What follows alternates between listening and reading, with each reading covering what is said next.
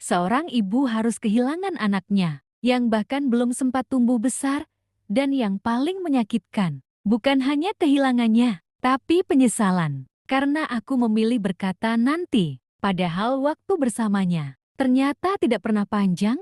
Kalau saja aku tahu hari itu adalah hari terakhir, aku akan memeluknya lebih lama. Aku akan menemaninya bermain. Aku tidak akan pernah menolak.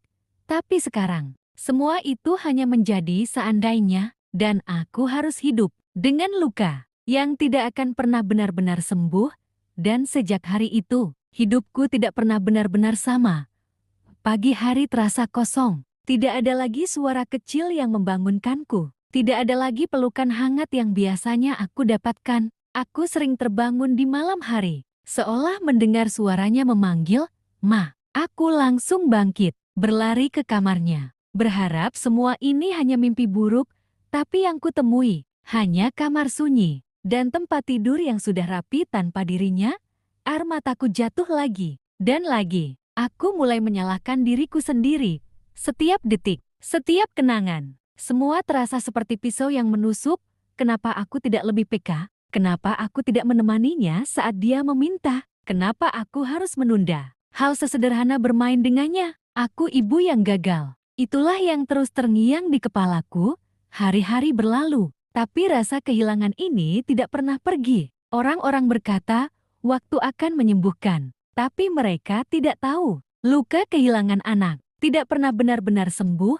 Kita hanya belajar bagaimana cara bertahan dengan hati yang sudah tidak utuh. Sekarang, setiap aku melihat anak kecil tertawa, hatiku ikut bahagia, tapi juga hancur karena aku teringat dia, anakku, yang seharusnya masih ada di sini, dan di setiap doa, aku selalu menyebut namanya. Ya Tuhan, tolong jaga anakku di sana. Peluk dia. Seperti aku tidak sempat melakukannya lebih lama. Aku tahu, suatu hari nanti, aku akan bertemu lagi dengannya, dan saat hari itu datang, aku tidak akan pernah melepaskannya lagi.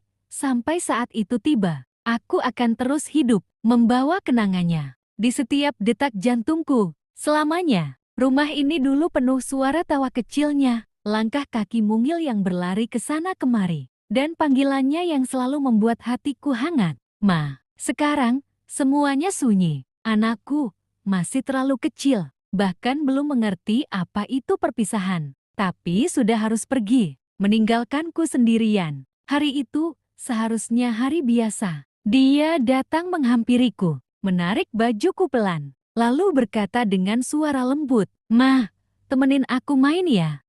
Dan perlahan, aku mulai belajar menerima kenyataan. Meski hati ini tidak pernah benar-benar siap, aku mencoba kembali menjalani hari, meski tanpa tawanya, tanpa suaranya, tanpa dirinya yang dulu selalu ada di sisiku. Kadang aku tersenyum, tapi di dalam hati, aku masih menangis. Aku mulai menyadari satu hal, anakku mungkin sudah tidak di sini, tapi cintanya tidak pernah pergi. Cinta itu masih ada di setiap sudut rumah, di setiap kenangan kecil, dan di setiap doa yang kupanjatkan. Aku berhenti menyalahkan diriku sepenuhnya. Meski rasa bersalah itu tidak pernah benar-benar hilang, aku mulai berkata pada diriku sendiri bahwa aku tetap seorang ibu yang pernah dicintai begitu tulus. Tapi kehadirannya mengubah hidupku selamanya. Sekarang, aku belajar untuk kuat, bukan karena aku sudah tidak sakit, tapi karena aku tahu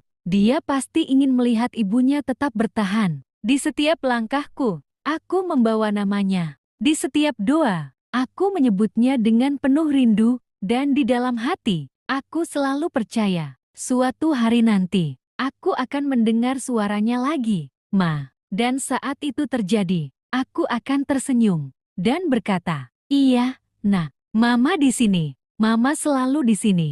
Dan sejak itu, aku mulai menjalani hidup dengan cara yang berbeda. Aku tidak lagi menunggu waktu luang untuk mencintai orang yang masih ada. Aku tidak lagi berkata nanti untuk hal-hal kecil yang ternyata sangat berarti. Karena aku sudah merasakan betapa kejamnya kata terlambat. Kini, setiap ada kesempatan, aku memilih hadir, mendengarkan, memeluk, dan benar-benar ada untuk mereka yang masih bersamaku. Aku tidak ingin mengulang penyesalan yang sama. Anakku mungkin sudah pergi, tapi dia meninggalkan pelajaran yang tidak akan pernah aku lupakan seumur hidupku. Bahwa waktu tidak pernah bisa diulang. Bahwa cinta harus ditunjukkan sekarang, bukan nanti. Dan meski sampai hari ini, aku masih menangis diam-diam saat mengingatnya. Aku juga belajar tersenyum karena pernah memilikinya. Dia bukan hilang, dia hanya lebih dulu pulang.